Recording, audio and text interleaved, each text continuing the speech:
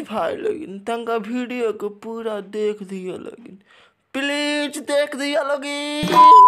रितेश भैया तो डैडी निकाल मन में क्या बता का कुछ कोई क्या तरन दूर हटाओ डैडी सैडी बहुत पी लिया ओला कैंडी, अब करेंगे मर्दों वाली बात। ठीक होला मर्द खानी बात करियो। अभी तू कहाँ बाड़ा? लंदन से लंदन में बाड़ा तो पार्टी जम के चली का?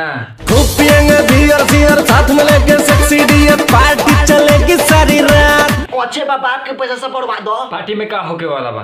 लवंडिया लवंडिया लवंडिया लंदन से लाएंगे, रात भर डीजे बजाएंगे। जय हो, बेस्ट ऑफ लक। ए रितेश भैया तो मम्मी घर में से निकले लेकिन ना बाबू ना निकले दुआरा बथानी, ना निकले ले घर में रख के कथी करे ले?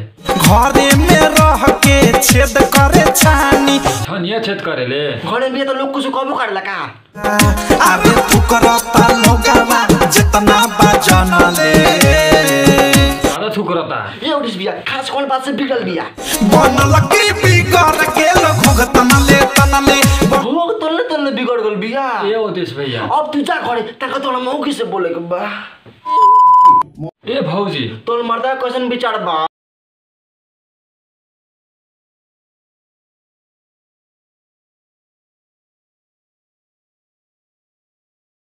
कत लेला भल कतरो लगी हमर मौगी बिगड़ गल भोग तल्ले